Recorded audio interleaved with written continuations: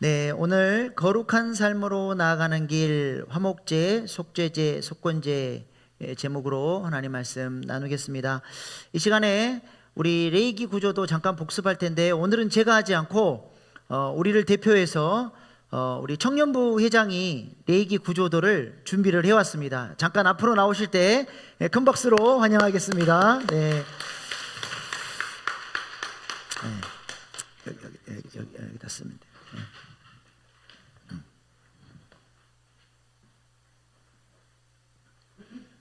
네, 이제 레이기 구조도 2번 들었는데 이제 시연합니다. 네. 네, 여러분과 함께 레위기 구조도 복습하려고 나왔습니다. 그럼 바로 시작해 보겠습니다. 제가 글씨를 잘 못 쓰거든요. 그래서 좀만 귀엽게 봐주시고요.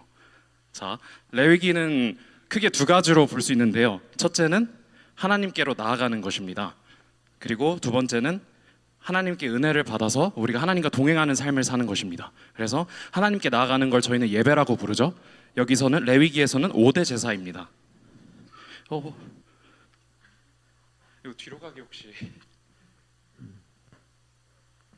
네, 그거 누르면 돼. 네. 네, 5대 제사입니다. 그리고 하나님께로부터 은혜를 받아서 동행하는 삶을 사는 것을 레위기에서 7대 절기로 표현하고요. 그리고 5대 제사는 1장에서 17장까지, 7대 절기는 18장에서 27장까지입니다. 네, 그래서 이것들을 더 디테일하게 나눠보면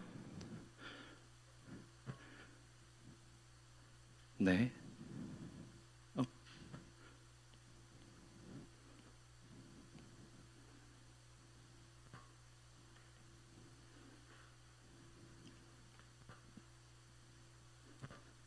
죄송합니다.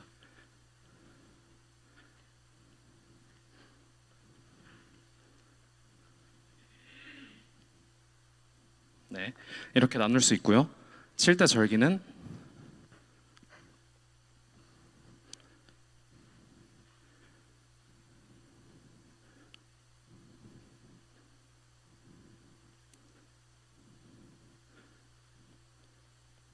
이렇게 나눌 수 있습니다. 그래서 1장에서 7장까지는 5대 제사에 대한 이야기를 하고요. 이거는 저희도 익숙하게 일단 의무제로 속죄제와 속건제를 드리고요. 그 다음에 하나님이 기뻐하시는 향기로운 제물로는 소제와 번제와 화목제가 드려집니다. 네. 그리고 6장에서 7장은 그 제사장들을 향한 5대 제사의 당부 말씀을 하십니다. 네. 그리고 레위기의 핵심은 그 전에 7대 절기에 대해서도 또 얘기를 해보겠습니다. 7대 절기는 먼저 6월절에 은혜를 입고요. 그 다음에 무교절로 거룩한 삶을 살고 초실절에 열매를 맺어. 그래서 저희가 그 오순절에 성령이 충만합니다. 그리고 저희가 나팔절로 복음을 전하고요. 그 다음에 대속죄일의 피로 우리가 하나님께 회심을 하고 장막절을 통해 하나님과 그 동행하는 공동체를 만듭니다. 그래서 레위기의 핵심은 16장과 17장에 대속죄일의 피로 인해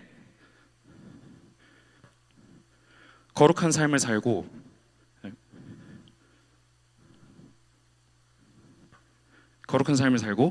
하나님과 동행하자. 네, 이고요. 이 16장과 17장을 기준으로 바로 11장에서 15장과 18장에서 20장은 일반 백성을 향한 거룩한 삶입니다. 그것들을 얘기하십니다. 그래서 자, 11장은 저희가 일반 백성들이 음식을 구분하는 것, 그 다음에 12장은 저희가 태생적으로 죄인이기 때문에 속죄의 피가 필요하다는 걸 말씀하세요. 그리고 13장에서 14장은 그 나병에 대한 이야기를 하십니다. 그래서 저희가 은혜를 입어야 살 수 있음을 얘기하고요. 15장은 25장은 유출병의 이야기를 하면서 저희가 그 통제할 수 없는 육체의 정욕을 이겨내야 함을 말합니다. 그리고 다시 18장에서 20장은 일반 백성들을 향해 우선 가정에서의 거룩함을 얘기해요. 그래서 저희가 성범죄를 저지르지 마라 이런 이야기를 하고요. 19장은 정의로운 사회에서의 거룩함을 이야기하고요. 20장은 가정과 사회를 망가뜨렸을 때 형벌로 사형을 받으리라는 말씀이 나옵니다. 그리고 더 바깥으로 8장과 10장 그리고 21장에서 22장까지는 제사장들이 거룩해야 할 것을 말합니다. 그래서 8장은 일단 제사장의 위임식입니다. 그리고 9장은 하나님께서 기뻐 받으시는 예배를 이야기하고요. 10장은 실패한 예배에 대한 이야기를 합니다.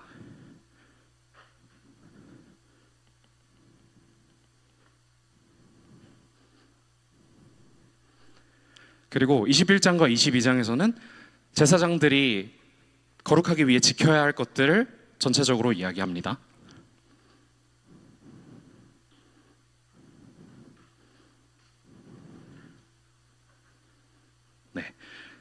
그리고 다시 23장, 25장의 그 7대 절기로 넘어가서 저희가 24장에서는 말씀과 기도를 통해 그 하나님께 나아가야 된다고 말씀하시고요. 25장에서는 이제 안식년과 희년의 은혜를 누리면서 저희가 그 기업 물을 자 고엘이 되어야 된다고 말씀하십니다.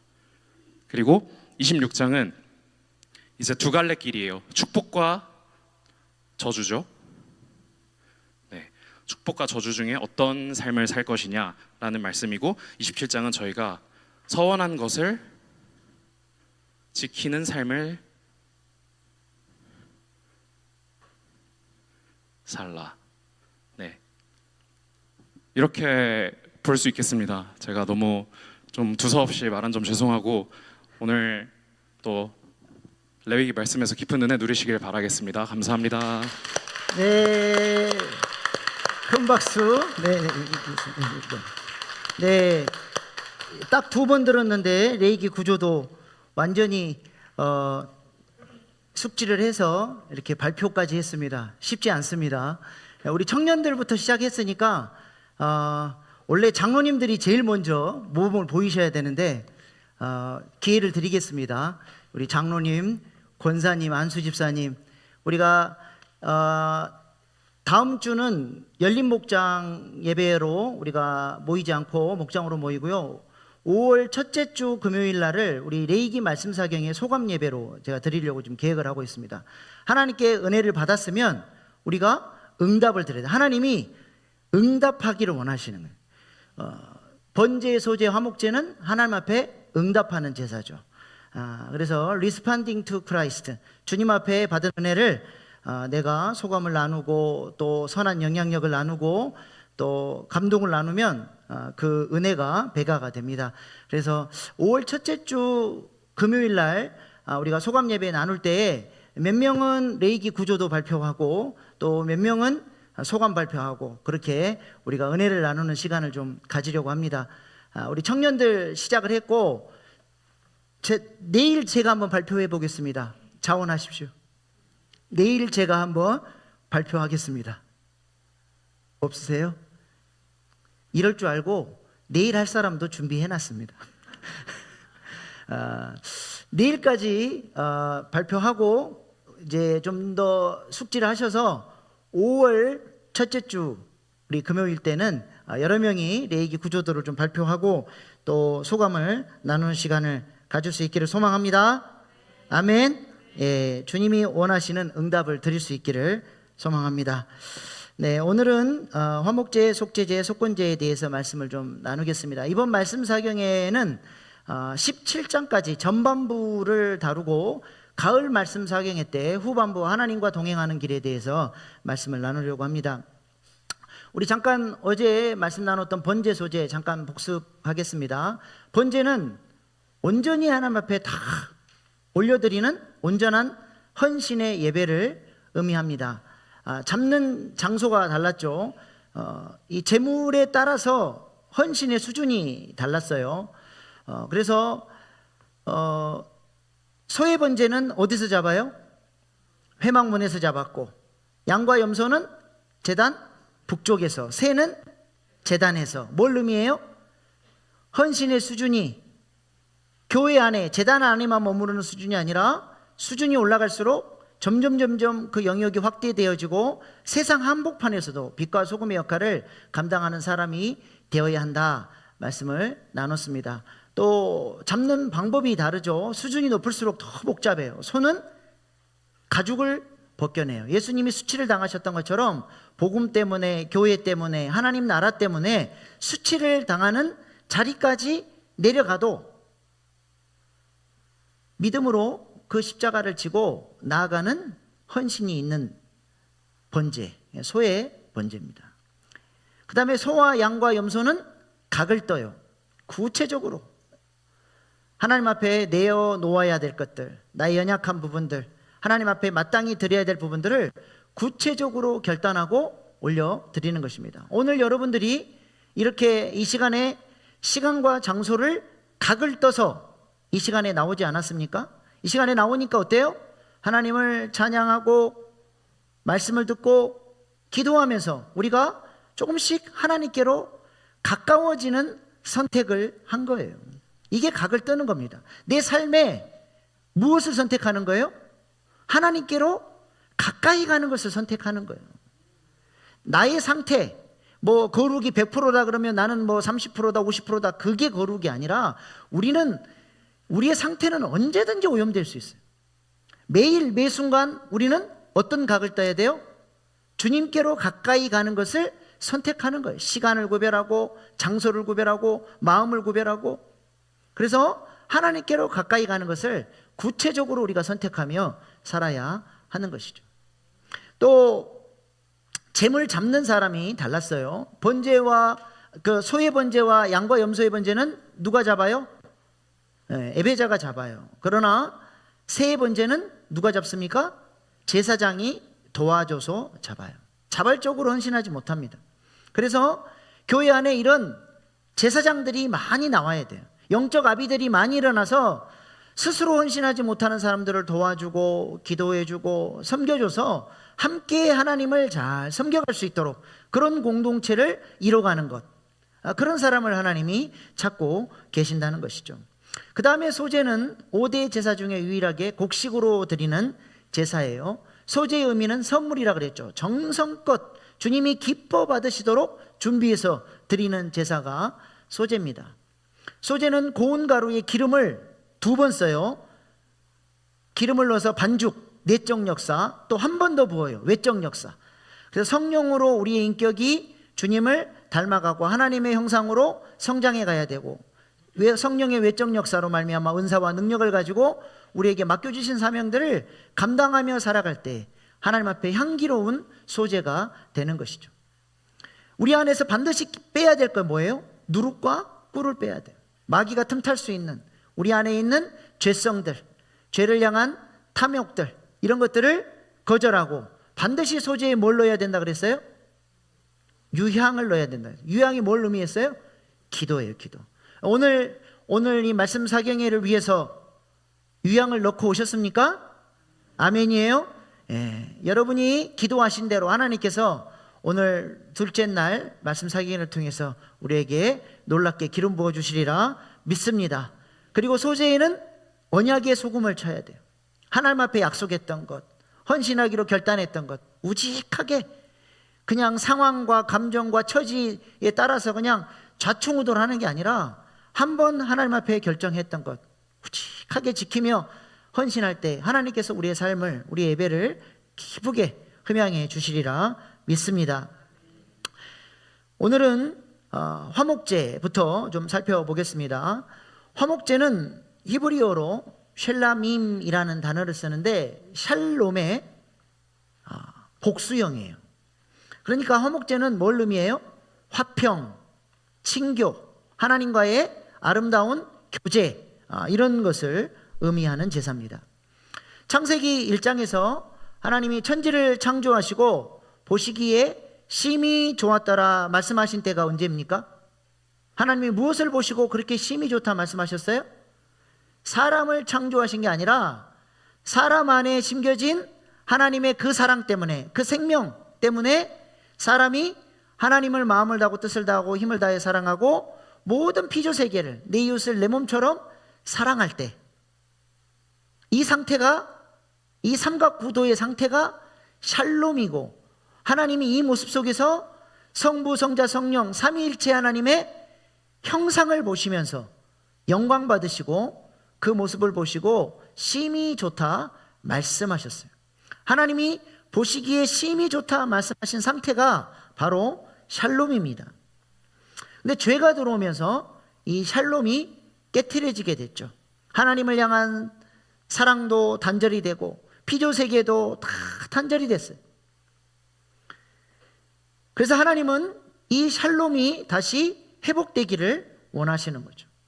화목제가 뭐냐?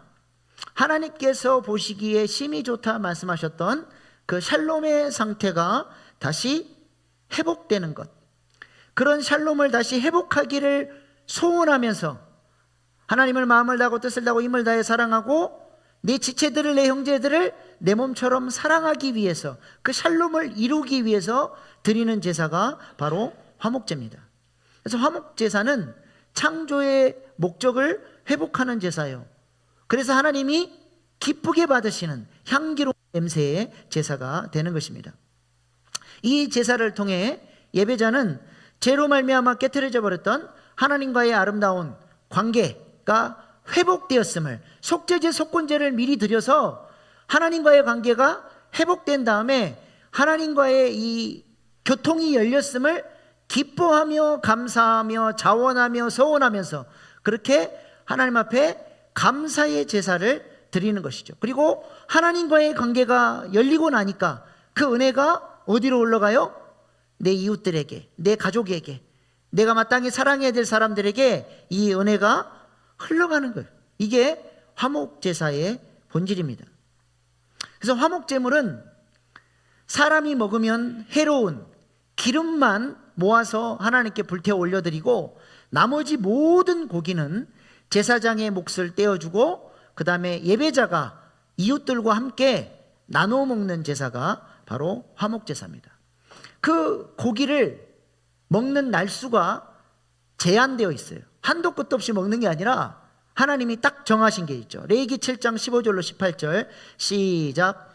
감사함으로 드리는 화목제물의 고기는 드리는 그 날에 먹을 것이요 조금이라도 이튿날 아침까지 두지 말 것이니라.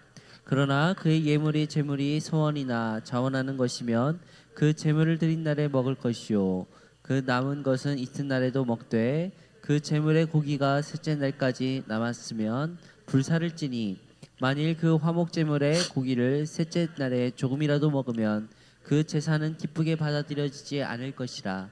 드린 자에게도 아름답지 못하게 되고 도리어 가증한 것이 될 것이며 그것을 먹는 자는 그 죄를 짊어지리라. 아멘. 여기 보니까 화목제사가 세 가지 종류의 제사가 나오죠. 화목제사의 세 가지 종류 띄워주세요. 네, 그래요. 감사제, 하나님이 주신 복과 구원에 감사하여 드리는 제사.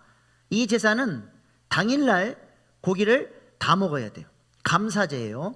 그 다음에 자원제, 낙헌제라고도 성경에 나오는데요. 하나님이 주신 기쁨을 하나님께 감사하며 이웃들과 나누고 싶을 때 드리는 제사. 세 번째가 서원제, 하나님과 더욱 가까워지기 위하여 하나님께서 열어주신 그 하나님과의 영광으로 나아가는 그 길에 감사하며 하나님께 더욱 가까워지기 위해서 결단하고 서원할 때 드리는 제사가 서원제입니다.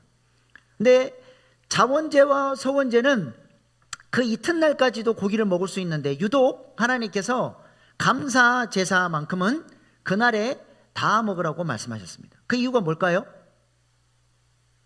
감사의 마음이 들었을 때, 그 마음이 날아가 버리기 전에, 그 마음이 변질되기 전에, 그 감사의 마음이 내 마음에 들어왔을 때, 그 감동이 사라지기 전에 그 즉시로 하나님께 감사하라는 거예요. 그렇지 않으면 그 감사의 마음은 금방 변질되고 사라져버리기 쉽기 때문에 그렇습니다.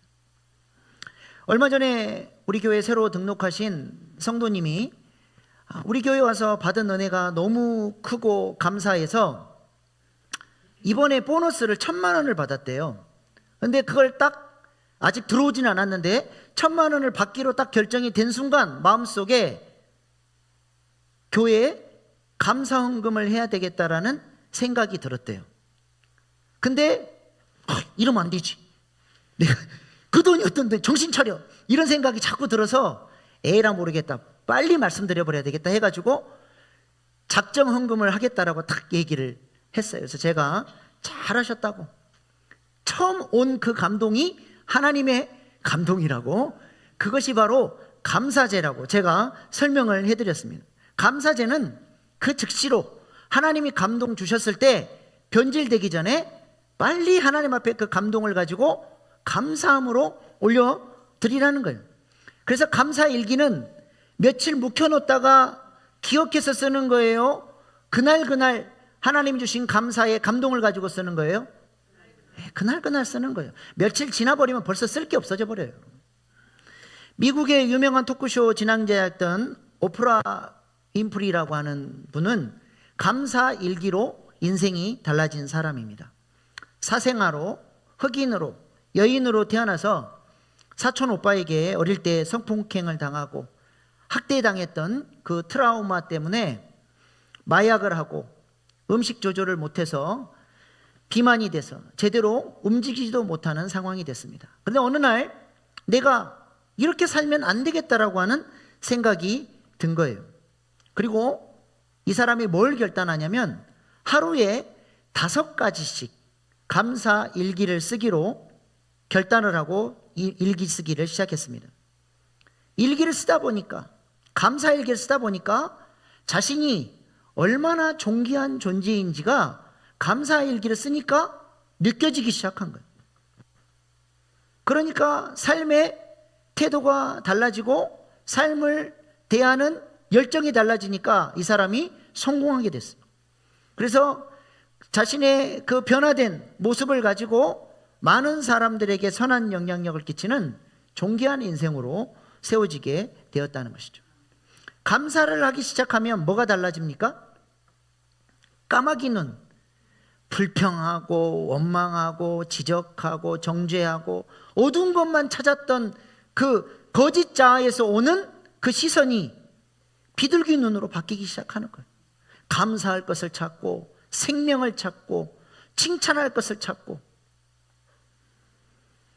그렇게 관점이 달라지고 나를 바라보는 시선, 다른 사람을 바라보는 시선, 세상을 바라보는 관점이 달라지기 시작하는 것입니다.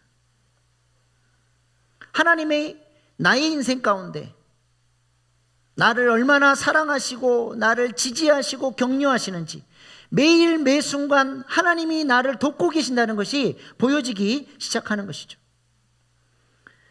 우리도 감사의 제목들을 날마다 찾아서 하나님께 영광 돌릴 수 있기를 소망합니다. 감동이 왔을 때 그 즉시로 감사일기를 쓰고 하나님께 영광 돌리고, 또 감동 주시면 감사 헌금 봉투를 집에 가져다 놓으세요. 감동이 올 때마다 헌금을 넣어서 하나님 앞에, 하나님 이거는 나의 감사의 예물입니다, 받아주십시오. 화목제사로 올려드릴 때 하나님이 우리 예물을 화목제사로 향기로운 냄새로 받아주시리라 믿습니다. 이렇게 감사제는 제사를 드린 바로 그날 그 감사의 감격을 가지고 이웃들과 가족들과 주변 사람들과 함께 그 감격을, 감사를, 감동을 나누면서 함께 즐기고 축하하고 기뻐하면서 같이 먹는 제사가 바로 감사제사죠. 그리고 자원제와 소원제는 그 다음 날까지 다 먹어야 됩니다. 화목제사의 제물은 뭘로 드립니까? 비둘기로 드릴 수 있어요, 없어요? 고운 가루로 드릴 수 있어요, 없어요? 안 됩니다. 소나 양과 염소만 가능해요. 왜 그래요? 뭘 나눠 먹을 게 있어야죠. 화목제사는 나눠 먹는 건데, 그래서 소나 양이나 염소를 제물로 드리는 제사가 화목 제사예요. 근데 이 소나 양이나 염소를 하루 이틀 안에 다 먹어야 되니까 혼자 먹을 수 있어요, 없어요? 네? 혼자 먹을 수가 없어요. 그래서 이웃들을 초청해서 함께 나눠 먹는 제사가 화목 제사죠. 이를 통해서 하나님께서 가르쳐 주시는, 화목 제사를 통해서 가르쳐 주시는 예배의 스피릿이 무엇입니까? 예배는 어떻게 돼야 돼요? 하나님과의 은혜를 누리고 하나님께 감사하고 하나님이 부어주시는 은혜가 있으면 이것은 반드시 나만 누리면 안 되고 어떻게 해야 돼요? 우리 가족에게, 우리 목장에게, 우리 지체들에게, 우리 이웃들에게 이 은혜가 흘러가야 한다는 거예요. 이것이 하나님께 향기롭게 받으시는 예배의 특징이라고 하는 것이죠. 안식일 날 은혜를 많이 받으면, 안식일 하나님 어떻게 지키라 그랬어요? 사계명에서 내 아내나 내 아들이나 내 딸이나 내 집에서 기르는 육축이나 내 집에 잠깐 거하는 손님에게까지 안식일의 은혜가 흘러가야 된다. 이게 주일을 제대로 지킨 사람의 은혜라는 것이죠. 하나님은 이런 화목 제사를 우리 예배를 통해서 받으시기를 원하신다는 것입니다. 근데 고기를 나눠 먹지 않게 되면 이 고기를 다 혼자 못 먹으니까 어떻게 돼요? 하나님 어떻게 하라 그랬어요? 고기가 만약에 다 못 먹으면 불태워서 없애버리라 그랬어요. 만약에 그 고기가 아깝다고 조금이라도 먹으면 소 한 마리가 얼마예요? 양과 염소가 얼마예요? 그 비싼 돈 들여서 하나님 앞에 헌신은 헌신대로 했는데 그 제사는 하나님이 안 받으시지는 아무 의미 없는 제사가 되고 만다는 것이죠. 이를 통해서 하나님이 우리에게 원하시는 것이 무엇입니까? 하나님께서 우리에게 좋은 것 주시고 감사할 것들, 은혜 주시고 이 땅에 자원들을 주시는 것은 혼자 누리라고 주신 것이 아니라 어떻게 하라고요? 나누며 살라고, 베풀며 살라고, 환대하며 살라고 하나님이 우리에게 주시는 것입니다. 나누지 않으면 결국 쓸모 없어져서 불태워져 버리는 거예요. 하나님이 우리에게 넉넉하게 주십니다. 그럼 하나님이 우리에게 주신 물질이나 은사나 달란트들을 인색하게 붙들고 있다가 불태워 없애버리는 그런 인생 되지 마시고 나누며 섬기며 살아가는 복된 인생 되시기를 축복합니다. 우리가 주님의 심판대 앞에 섰을 때 하나님께서 내가 너에게 허락한 이 땅의 자원들로 너는 뭐하다 왔냐라고 반드시 물으실 때가 올 것입니다. 그때 주님 앞에 대답할 것이 있는 그런 인생 살 수 있기를 소망합니다. 그것이 바로 달란트 비유를 통해서 우리 주님께서 우리에게 가르쳐 주신 진리 아닙니까? 그러므로 화목제사는 하나님 사랑, 이웃 사랑을 통해 샬롬을 이루어 나가는 제사라고 할 수 있습니다. 이것이 바로 하나님이 회복하기를 원하시는 창조의 목적이요 우리를 향한 소원이라는 것입니다. 그래서 우리 예수님께서도 제자 공동체를 향해 어떠한 기도를 하셨습니까? 요한복음 17장 21절 22절 말씀입니다. 시작. 아버지여, 아버지께서 내 안에 내가 아버지 안에 있는 것 같이 그들도 다 하나가 되어 우리 안에 있게 하사 세상으로 아버지께서 나를 보내신 것을 믿게 하옵소서. 내게 주신 영광을 내게 그들에게 주었으니 이는 우리가 하나가 된 것 같이 그들도 하나가 되게 하려 함이니라. 아멘. 제자 공동체를 향한 예수님의 소원이 무엇이었습니까? 무엇을 기도하고 있죠? 제자들이 서로 사랑으로 하나 되는 것입니다. 이를 위해서 예수님이 그들에게 영광을 주셨대요. 그 영광이 뭐예요? 바로 성령님이죠. 성령님이 우리 안에 부어지면, 우리가 성령 충만해지면 성령이 내 안에서 내적 역사를 통해서 우리 가운데 어떤 능력을 주시죠? 로마서 5장 5절 말씀 시작. 소망이 우리를 부끄럽지 않게 함은 우리에게 주신 성령으로 말미암아 하나님이 사랑이 우리 마음에 부은 바 됨이니. 성령님이 뭘 부어주신다고요? 아버지의 사랑을 우리 마음에 부어주셔서 그 사랑의 능력으로 지체들을 사랑하며 살 수 있도록 성령님이 우리를 도와주신다는 것입니다. 그래서 예수님께서 산상수훈을 통해서 제자들에게 주신 메시지도 무엇입니까? 마태복음 5장 23절 24절 말씀입니다. 시작. 그러므로 예물을 제단에 드리려다가 거기서 내 형제들에게 원망을 말하는 일이 생각나거든 예물을 제단 앞에 두고 먼저 가서 형제와 화목하고 그 후에 와서 예물을 드리라. 아멘. 예물이 뭐예요? 예물이? 레위기 개념으로 얘기해 보세요. 예물이 뭡니까? 네? 어떤 제사예요? 예물이? 하나님이 향기롭게 받으시는 제사. 저기서 말하는 예물은 번제, 소제, 화목제를 말합니다. 네가 하나님 앞에 영광 돌리는 제사를 드리고 싶냐? 그러면 어떻게 하라고요? 형제에게 원망 드는 일이 생각나거든 예물을 내려놓고 먼저 형제와 화목하게 한 다음에 와서 하나님 영광 받으십시오. 향기로운 냄새로 받으십시오. 예물을 드리라는 것입니다. 형제를 사랑하지 않으면서 하나님을 사랑하는 것은 있을 수 없다는 것이죠. 그래서 제자 공동체가 하나님이 기뻐 받으시는 향기로운 예배를 드리기 위해서는 반드시 지체들과의 사랑과 화해, 또 용서와 화목이 우선되어야 그 공동체의 예배가 향기로운 냄새로 하나님 앞에 드려진다는 것. 이것이 안 되면 향기로운 냄새로 드리는 예배를 드릴 수가 없다는 것이죠. 심지어 마태복음 18장에서 예수님은 우리의 기도가 응답이 되지 않는 이유에 대해서도 뭐라고 말씀하십니까? 형제와 먼저 화목하지 않았기 때문에 하늘문이 닫혔다라고 얘기를 하죠. 마태복음 18장 18절로 20절입니다. 시작. 진실로 너희에게 이르노니 무엇이든지 너희가 땅에서 매면 하늘에서도 매일 것이요 무엇이든지 땅에서 풀면 하늘에서도 풀리리라. 진실로 다시 너희에게 이르노니 너희 중에 두 사람이 땅에서 합심하여 무엇이든지 구하면 하늘에 계신 내 아버지께서 그들을 위하여 이루시리라. 두세 사람이 내 이름으로 모인 곳에는 나도 그들 중에 있느니라. 아멘. 아멘.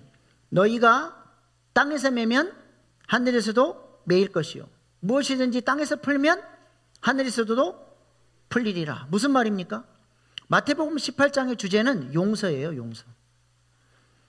공동체 안에서 내가 관계를 사랑으로 풀지 않으면 하늘도 닫히고 관계를 풀면 하늘도 열린다는 거예요. 땅에서 관계를 사랑으로 잘 푼 성도의 기도는 하늘이 열리고 응답이 되지만 땅에서 안 풀면 하늘도 안 열린다는 것입니다. 그러므로 하늘을 여는 천국 열쇠가 뭐예요? 형제를 사랑으로 용서하는 것. 이것이 바로 천국 열쇠라고 우리 주님이 가르쳐 주십니다. 이 천국 열쇠를 사용할 때 두 사람이 합심하여 무엇이든지 구하면 아버지께서 이루어 주신다는 거예요. 여기서 바로 두 사람이 갈등 관계 가운데 있었던 사람이 서로 용서하고 사랑으로 하나 되는 그 두 사람입니다. 이렇게 관계가 풀려서 합심하여 기도할 때 하늘이 열리고 놀라운 응답이 열려지는 복이 쏟아진다는 것이죠. 혹시 아직 마음으로 풀지 못한 원수 맺은 마음, 누군가를 미워하는 마음, 용서치 못한 마음이 있으십니까? 그걸 계속 풀지 않으면 나의 예배가, 나의 기도가 하나님이 받으시기에 향기로운 냄새가 되지 못한다는 것입니다. 풀어야 돼요. 그러나 결코 쉬운 문제가 아니죠. 내 성품으로, 내 성질로는 안 됩니다. 내 거짓자의 모습으로는 절대 안 돼요. 그래서 뭐가 필요해요? 아버지의 사랑을 부어주시는 성령의 은혜가 필요한 거예요. 성령이 내 안에 그 능력을 부어주셔야 돼요. 그리고 어떻게 해야 됩니까? 예수님께 자꾸 안수해야 돼요. 안수. 전가해야 돼요. 하나님, 저 형제를 미워하는 마음이 있습니다. 용서치 못하는 마음이 있습니다. 이 마음을 예수님께 드립니다. 그리고 예수님 저에게 아버지의 사랑을 부어주십시오. 용서할 수 있도록 능력을 주십시오. 불쌍히 여기는 마음을 주십시오. 자꾸 구하면서 신적 교환의 기도를 드리면서 어떻게든 말씀대로 살아보려고, 어떻게든 용서하고 사랑해 보려고 그렇게 나아가는 자세, 그것이 화목 제사를 올려드리는 자세라고 하는 것입니다. 분명히 관계에 문제가 있고 용서치 못하는 사람이 있는데도 불구하고 전혀 상관하지 않고 살아가는 것은 그리스도인의 합당한 삶의 자세가 아니라는 것입니다. 용서와 화해의 차이가 무엇입니까? 용서와 화해의 차이. 용서는 상대방과 상관없이 내가 먼저 용서할 수 있고 사랑할 수 있고 마음을 풀 수 있고 복수하지 않기로 결단할 수 있는 거예요. 화해는요, 쌍방간에 마음이 맞아야 돼요. 서로 화해하고 서로 용서하고 서로 용납해 줄 때 화해가 일어나는 것이죠. 복잡하게 꼬여있는 실타래 같은 그 관계 속에서 그 많은 오해와 상처들을 다 털어내고 화해의 수준까지 나가기는 굉장히 어렵습니다. 그러나 화해의 수준까지는 못 가더라도 적어도 내가 하나님 앞에서 화목 제사를 드리는 심정으로 심적 교환을 통해 자꾸 미움도 용서하지 못한 마음도 자꾸 주님께 드리면서 주님의 사랑이 부어질 수 있도록 불쌍히 여기는 마음을 갖도록 그 사람을 위해서 사랑의 마음으로 중보할 수 있는 수준까지 가는 것은 누가 할 수 있어요? 내가 할 수 있는 거예요. 우리가 이렇게 화목 제사를 하나님 앞에 드리기 위해서 그 꼬여있는 문제, 그 미운 감정들, 그것들을 가지고 하나님 앞에 나아갈 수 있기를 소망합니다. 이것이 바로 화목 제사를 드리는 사람의 마음인 것이죠. 하나님이 기뻐 받으시는 예배는 하나님과의 관계만이 아니라 이웃과의 지평으로도 넓혀져야 되는, 이것이 화목 제사가 우리에게 가르쳐주는 예배의 스피릿입니다. 우리 삶에도 이렇게 하나님 기뻐하시는 화목 제사가 끊임없이 드려져 나의 죄성, 미움 자꾸 걷어내고 하나님의 사랑으로 채워져서 사랑하고 용납하고 섬기는 그런 화목 제사의 헌신이 우리의 삶에 나타날 수 있기를 소망합니다. 두 번째로 속죄제입니다. 속죄제는 우리의 죄 문제를 해결해 주는 제사죠. 죄는 우리에게 사망을 가져오고 하나님과의 관계를 단절을 가져옵니다. 이사야서 59장 1절로 2절 시작. 여호와의 손이 짧아 구원하지 못하심도 아니요 귀가 둔하여 듣지 못하심도 아니라 오직 너희 죄악이 너희와 너희 하나님 사이를 갈라놓았고 너희 죄가 그의 얼굴을 가리어서 너희에게 듣지 않으시게 함이니라. 아멘. 이렇게 죄는 하나님과 우리 사이를 갈라놓습니다. 아담과 하와가 죄로 말미암아 에덴 동산에서 쫓겨나게 되었고 죄인은 하나님의 영광 가운데로 들어오지 못하도록 칼을 든 그룹 천사들이 지키게 됐죠. 아담과 하와가 어느 쪽으로 쫓겨났습니까? 동쪽으로 쫓겨났어요. 동쪽은 항상 성전에 문이 있는 거예요. 하나님의 영광이 거하시는 에덴 성전의 동쪽 문으로 이들이 쫓겨났죠. 이런 모형이 어디서 보여져요? 지성소 휘장에 칼을 든 그룹 천사들의 문양이 수놓아져 있는 것입니다. 이렇게 죄인은 하나님의 영광 가운데로 나아갈 수가 없어요. 가로막혀 있어요. 속죄제가 어떤 제사냐? 바로 하나님과의 관계의 단절, 가로막혀 있는 것들을 열어주셔서 우리를 하나님의 영광 가운데 나올 수 있게 해주는 제사가 바로 속죄 제사입니다. 그렇다면 속죄제는 어떻게 드리는 제사입니까? 신분에 따라서 제물이 달라져요. 자, 보세요. 제사장은 흠없는 수송아지를 드립니다. 그리고 이스라엘 전체 회중을 속죄하려면 흠없는 수송아지를 드려요. 제사장 한 사람이 전체 회중과 맞먹습니다. 영적 지도자들, 영적 리더들, 교회 직분자들, 하나님께서 아주 귀하게 보시는 거예요. 책임이 막중하다는 거예요. 그 다음에 족장은 순염소로 제물을 담아야 되고 평민은 용서받으려면 암염소나 어린 양으로 드려야 됩니다. 그런데 이것도 못 드려서 죄 용서를 못 받는 사람은, 가난한 자는 집부이들기 새끼 둘이라도 드려야 돼요. 그것도 없어요. 완전한 극빈자, 최하층 민은 하나님이 뭐라고 말씀하세요? 고운 가루 에바 10분의 1이라도 드리라는 거예요. 고운 가루 에바 10분의 1은 한 대 정도 됩니다. 한 대 정도. 약 2리터. 한 2리터 정도 돼요. 그거라도 가지고 와서 속죄의 은혜를 받으라는 거예요. 하나님께서 속죄 제사만큼은 제물의 종류를 이렇게 다양하게 해서 어느 누구도 죄 문제 때문에 하나님께 나오지 못하는, 구원받지 못하는 일이 없도록 하나님께서 은혜를 확 열어주십니다. 이 속죄 제물만 봐도 하나님의 놀라운 사랑이 느껴지지 않습니까? 하나님의 소원이 무엇입니까? 디모데전서 2장 4절입니다. 시작. 하나님은 모든 사람이 구원을 받으며 진리를 아는 데에 이르기를 원하시느니라. 속죄제 안에 이러한 하나님의 사랑의 마음이 잘 담겨져 있는 것이죠. 이렇게 제물이 신분에 따라서 준비가 되면 이제 속죄제의 중요한 절차 가운데 하나는 안수하는 거예요. 안수가 뭐예요? 왜 안수해요? 전가예요. 나의 죄가 제물에게로 전가되는 것입니다. 그리고 이 제물이 나의 죄를 짊어지고 대신 피 흘려 죽을 때 나는 용서받게 되는 것이죠. 그리고 그렇게 피 흘려 죽고 속죄제사를 드린 다음에 속죄제사의 가장 중요한 절차가 있는데 피를 지정한 장소에 뿌려야 돼요. 속죄제 피 뿌림의 4단계 보여주세요. 제사장과 회중은 속죄제사를 드린 다음에 휘장 앞에 가서 7번 뿌려야 돼요. 그 다음에 제사장과 회중은 또 그 피를 향을 피우는 금향단에, 지성소 휘장 바로 앞에 있는 금향단 뿔에 피를 발라야 돼요. 족장과 평민은 그 피를 어디다 발라야 돼요? 번제단 뿔에, 뜰에 있는 제물 태우는 번제단 뿔에 발라야 돼요. 그리고 모든 사람, 뭐 제사장이나 회중이나 족장이나 평민이나 피 뿌리고 바르고 남은 모든 피는 번제단 밑에다가 부어야 됩니다. 휘장 앞에 7번 뿌린다는 것은 뭘 의미해요? 지성소 영광으로 나아갈 수 있도록, 죄인이 하나님의 영광을 경험하지 못했는데 속죄의 피로 말미암아 이제는 하나님의 영광 가운데로 나아갈 수 있는 길을 열어주셨다는 것입니다. 유대인에게 치른 완전수죠.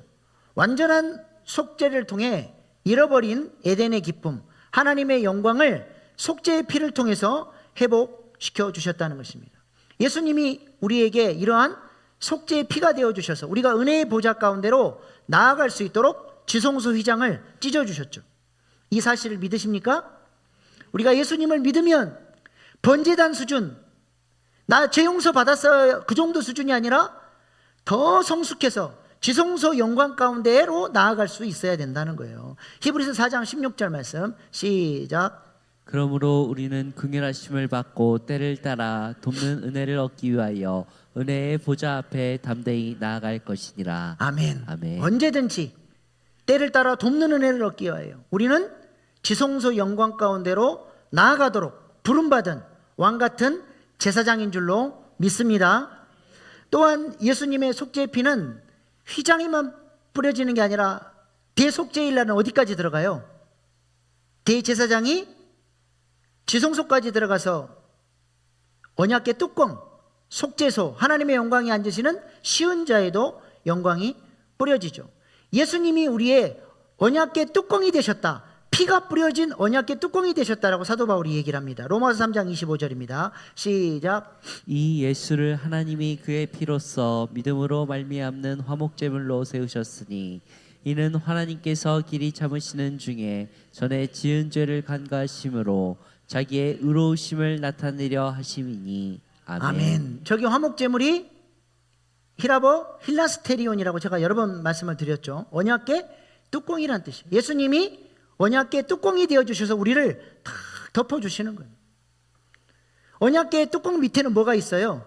두 돌판, 아론의 쌍난 지팡이, 만나, 전부 다 이스라엘 백성들이 심판받아 죽어야 될 죄와 연결되어 있습니다. 근데 피 뿌린, 속죄의 피가 뿌려진 언약궤 뚜껑이 딱 덮어버리니까 하나님이 속죄의 피를 통해서 용서하시고 그곳에 영광으로 임재하셨다는 거예요. 예수님이 언약궤 뚜껑이 되셔서 나를 딱 덮어주시니까 나의 모든 죄를 하나님이 용서해 주시고 나를 성전 삼으셔서 언약궤 삼으셔서 나에게 영광으로 임재하신다는 거예요. 내가 언약궤라는 거예요. 언약궤가 가는 곳마다 거룩한 지성소가 됐던 것처럼 내가 가는 곳, 우리 가정이, 직장이, 어디를 가든지 우리는 하나님의 영광을 모시고 가는 지성소의 역할을 감당하는 자로 살아야 함을 말씀하고 있는 것이죠. 우리가 그렇게 거룩한 곳을 만들어내는 하나님의 통치가 나타나는 그런 하나님 나라를 세워가는 복된 인생들 될 수 있기를 소망합니다. 속죄의 피는 두 번째로 또 어디에 발라져야 돼요? 금향단, 분향단 뿔에 발라져야 돼요. 우리 어제도 말씀드렸던 것처럼 분향단은 뭐 하는 데라 그랬어요? 유향을 태워서 향기로운 냄새를 하나님 앞에 올려드리는 것이죠. 기도를 상징합니다.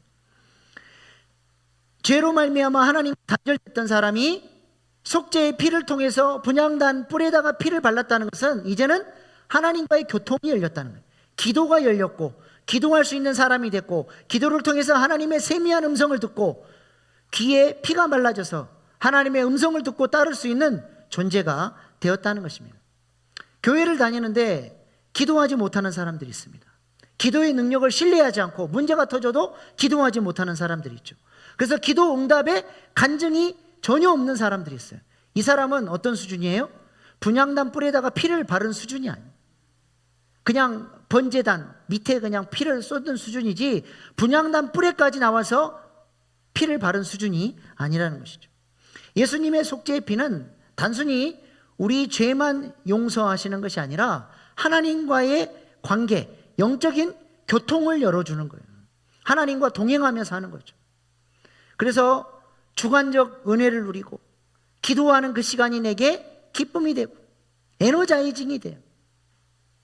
누가 하라 그래서 하는 게 아니라 그 시간이 내게 너무 소중하고 기쁨이 되고 힘이 되고 능력이 되기 때문에 그 시간을 사모하며 나아가는 사람이 되는 것이죠.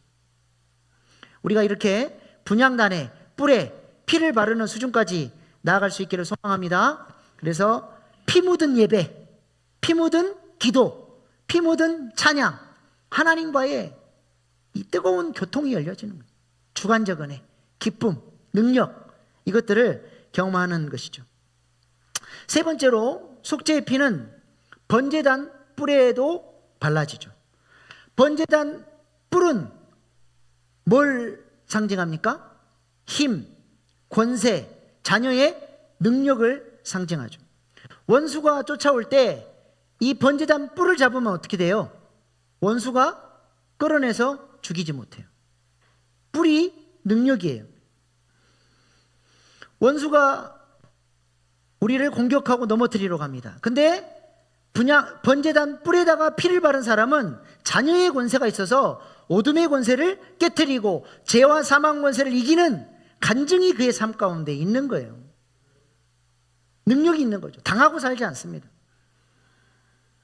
여러분의 삶에는 요즘 어떤 승리의 간증이 있으십니까? 죄와 사망 권세를 이기는 브레이크트루, 형통케 하는 역사가 여러분의 삶 가운데 열려져야 돼요. 속죄의 피는 우리에게 그런 자녀의 권세를 누릴 수 있도록 하나님께서 복을 열어주시는 거예요. 그 피의 능력을 경험하면 자녀답게 능력 있게 권세 있게 살아가는 것입니다. 번제단 뿔에 피를 바르셨습니까? 네, 우리가 그런 자녀의 권세를 누리며 살아야 하는 것이죠. 네 번째로 남은 속죄의 피는 번제단 밑에 다 쏟아붓는 거예요. 모든 피가 번제단 밑에 부어졌다는 것은 십자가 밑에 나아가 우리의 모든 죄의 짐을 내려놓고 용서받았다는 것을 의미합니다. 구원의 은총, 구원의 확신을 의미하는 것이죠. 여러분은 속죄의 피가 어디까지 뿌려져 있습니까? 제사장, 회중의 수준은 지성소 휘장까지 나가는 거예요. 구원의 확신의 수준이 아니라 더 나아가서 자녀의 권세를 누리는 번제단의 뿔, 하나님과 영적인 교통을 누리는 분향단의 뿔, 더 나아가서 하나님의 영광을 경험하고 살아가는, 하나님과 동행하며 살아가는 휘장 넘어 지성소 영광까지 나아갈 수 있기를 소망합니다. 마지막 세 번째로 속건제사입니다. 속죄제, 속건제 모두 죄 용서받는 제사죠. 그렇다면 어떤 경우에는 속죄제를 드리고 어떤 경우에는 속건제를 드립니까? 속죄제는 하나님의 계명을 어겼을 때 드리는 제사예요. 레위기 4장 1절로 3절 말씀 보세요. 시작. 여호와께서 모세에게 말씀하시되 이르시되 이스라엘에게 말하기를 누구든지 여호와의 계명 중 하나라도 그릇 범하였을 때 만일 기름 부음을 받은 제사장이 범죄하여 백성의 허물이 되었으면 그가 범한 죄로 말미암아 흠없는 수송아지 속죄제물로 삼아 여호와께 드릴지니. 아멘. 하나님의 말씀대로 안 살았을 때, 하나님의 말씀이 명령하신 계명대로 살지 못했을 때 우리는 속죄 제사를 통해 회개하는 것입니다.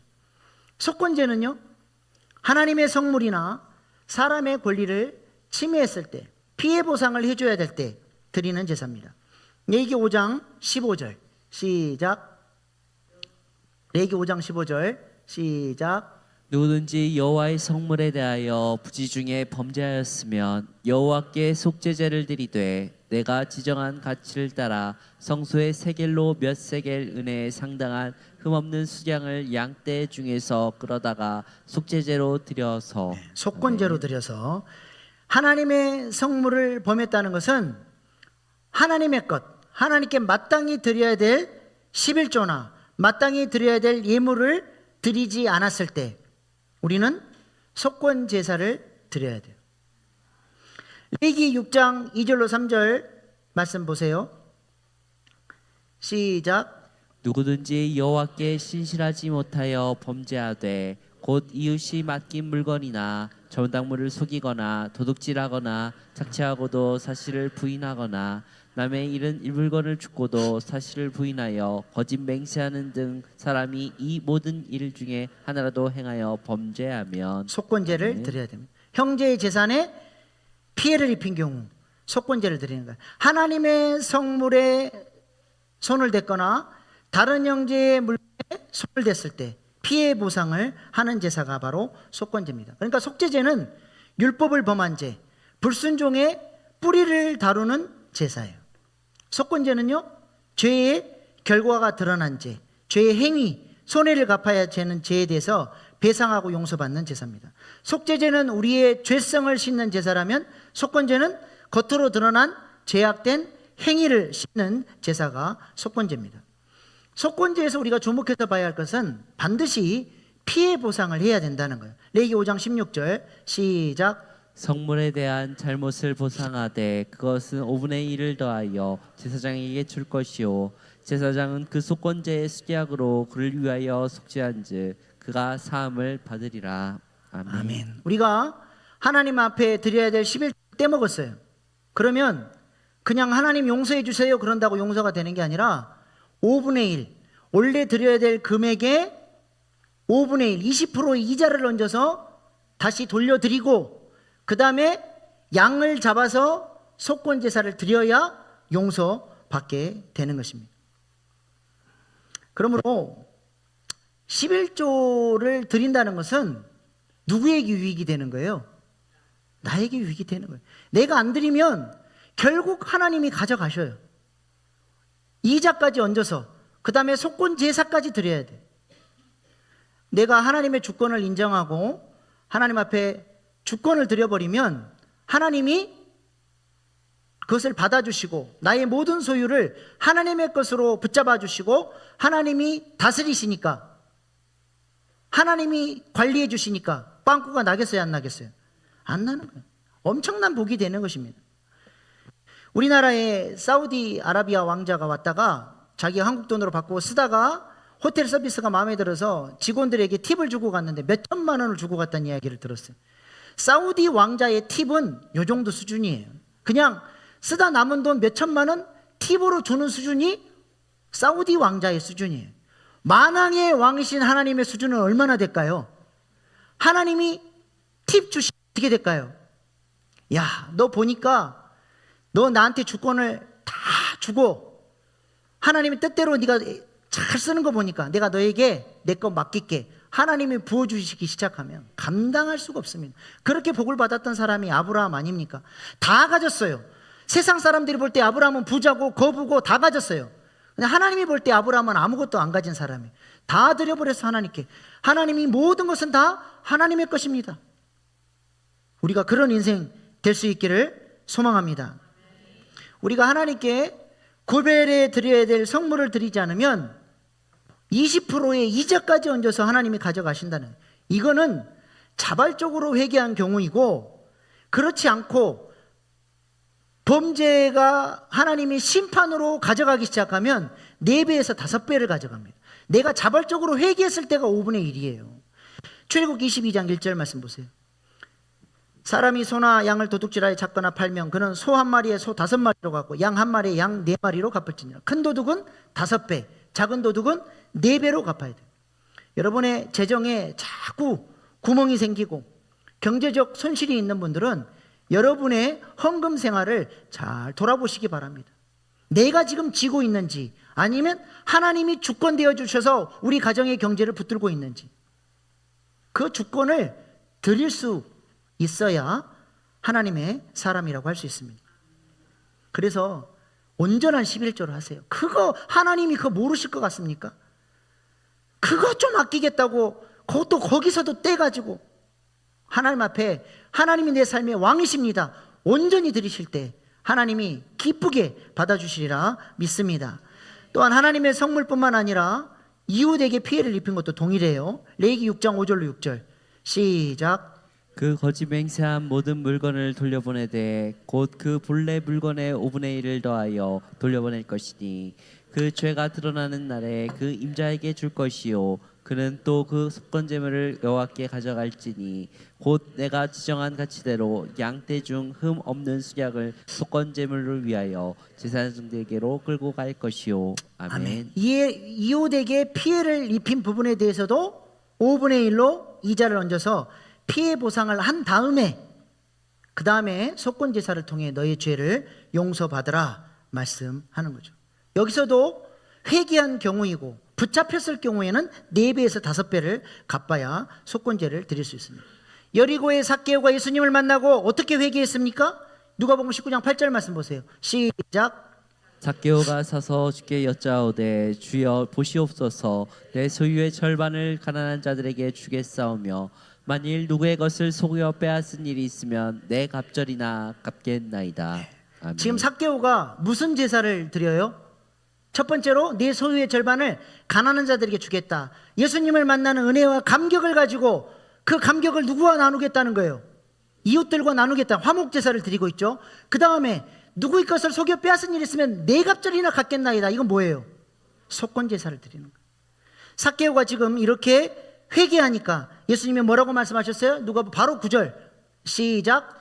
예수께서 이르시되 오늘 구원이 이 집에 이르렀으니 이 사람도 아브라함의 자손이니라. 아멘. 속건제사를 통해 자신의 죄를 회개하고 피해 보상까지 했더니 예수님이 용서의 말씀을 해주셨다는 거예요. 이것이 성경이 가르쳐주는 회개입니다.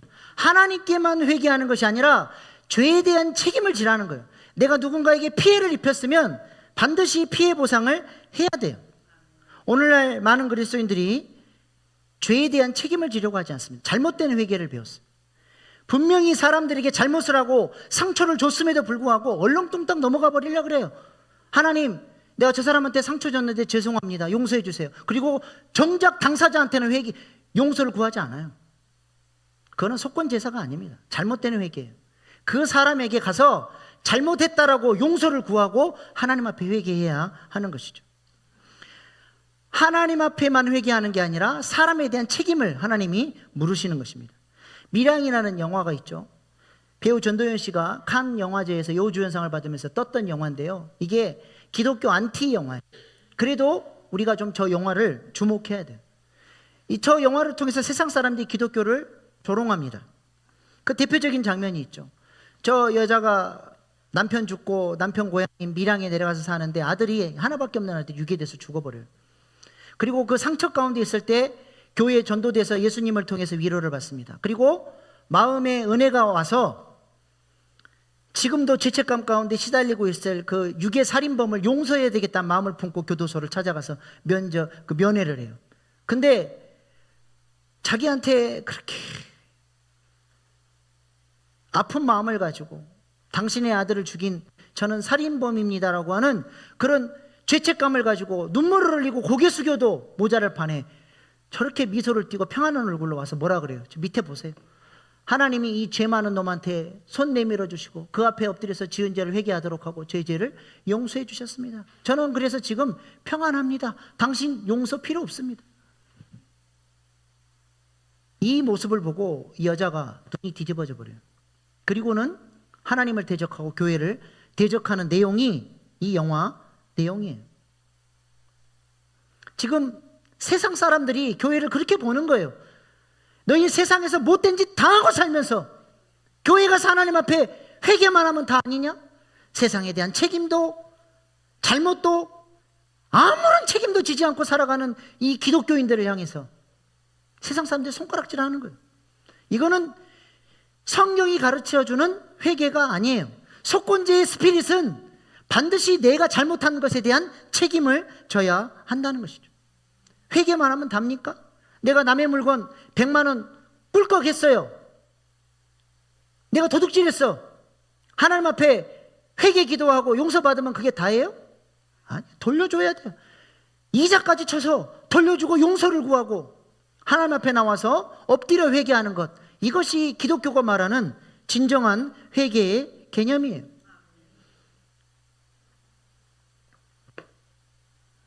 왜 한국 교회가 이렇게 욕을 먹고 있습니까? 바로 이런 모순된 회개의 개념 때문에 그런 것이죠. 그러므로 우리가 하나님과의 관계뿐만 아니라 우리 주변과의 관계들도 잘 맺어가야 할 줄로 믿습니다. 우리가 책임져야 될 부분, 도덕적으로 깨끗해야 될 부분, 그것들 하나님이 다 보시는 거예요. 그래서 기독교인으로서 우리가 기독교인답게 그렇게 책임지는 삶을 살아갈 수 있기를 소망합니다. 오늘 세 가지 제사를 살펴봤습니다. 화목제는 하나님과의 관계뿐만 아니라 우리 주변 사람들에게로 그 은혜가 흘러가서 샬롬을 이루어야 하나님 앞에 향기로운 냄새가 될 수 있다. 속죄제는 우리의 죄 문제를 해결하기 위한 제사인데 단순히 죄 용서받고 구원의 확신을 얻는 수준이 아니라 하나님 자녀의 권세를 누리는 번제단의 뿔로, 하나님과 교통이 열려지는 분영단의 뿔로, 하나님의 영광을 경험하는 지성소의 희장까지 피를 뿌리고 나아가는 존재가 되어야 한다는 것이죠. 이것이 죄를 용서하시는 하나님의 소원이에요. 우리와 함께 더불어서 영광 가운데 우리와 함께 살기를 원하시는 거죠. 그래서 우리를 왕같은 제사장으로 세워서 하나님 나라를 이루는 일에 우리를 사용하기를 원하시는 것입니다. 마지막 속건제는 우리가 책임져야 할 것을 책임지고 하나님과 사람 앞에서 신실하고 정직하게 살아가야 할 줄로 믿습니다.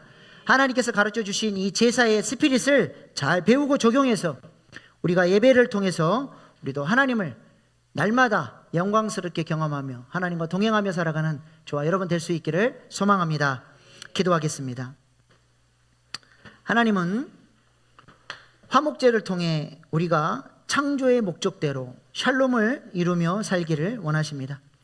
하나님을 사랑하는 만큼 우리의 이웃들과의 관계를 회복하고 천국 열쇠의 권세를 사용하며 살길 원하십니다. 우리 교회가 원망과 미움 대신 용서와 사랑으로 하나 되게 해달라고, 화목제사, 하나님이 받으시는 향기로운 제사를 드리는 그런 교회 되게 해달라고 기도하십시다. 여러분은 속죄의 피가 어디에 뿌려지고 있습니까? 번제단 아래만 쏟아지는 수준이 아니라 황금사슬로 연결된 구원의 서정 가운데로 나아가 번제단의 뿔과 분향단의 뿔과 한 걸음 더 나아가서 지성소 휘장까지 뿌려져서 하나님 열어주신 영광의 보좌 가운데 나아가는 믿음의 사람 되게 해달라고 기도하십시다. 속건제를 통해 우리의 잘못과 실수를 책임지고 회개하며 하나님 앞에서뿐만 아니라 사람 앞에서도 신실한 자로 살아가게 해달라고 기도하십시다. 우리의 잘못 살아왔던 삶의 방향성을 돌려 삭개오처럼 새로운 삶을 살게 하시고 하나님의 것을 철저히 구별하는 믿음 달라고 이 시간 주신 말씀 붙들고 결단의 기도로 나아가시겠습니다. 주여, 주여, 주여.